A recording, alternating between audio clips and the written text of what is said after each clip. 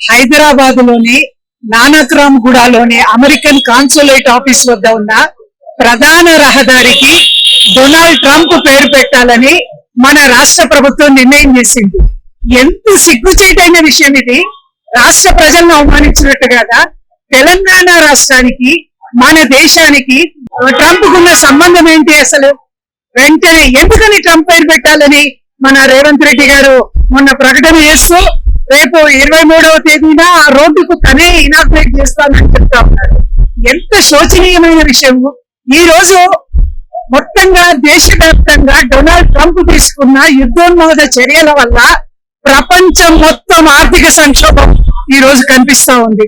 ధరలన్నీ పెరిగినాయి, అల్లాడుతా ఉన్నారు. పెట్రోల్, డీజిల్, గ్యాస్ ధరలు పెరిగినాయి, పప్పుల ధరలు పెరిగినాయి, నూనెల ధరలు పెరిగినాయి, పాల ధరలు కూడా పెరిగినాయి. ప్రజలంతా అల్లాడుతా ఉన్నారు. నరహంతకుడు అని తెలుసు, రక్త పిపాసి అని తెలుసు, యుద్ధోన్మాది అని తెలుసు.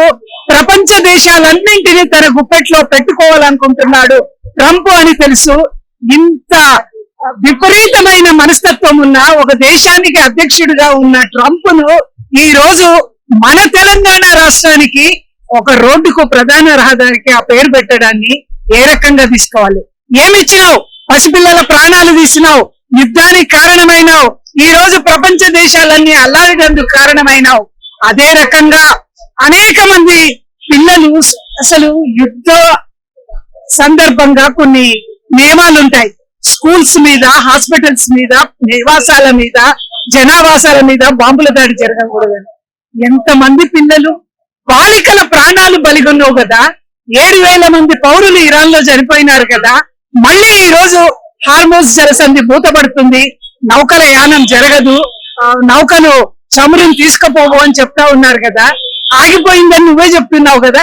నువ్వు చేసిన నేరానికి, ట్రంప్ చేసిన నేరానికి ప్రపంచ దేశాలు ఈ రోజు క్షోభపడుతున్నాయి, ఆర్థిక సంక్షోభంలో మునిగిపోతున్నాయి.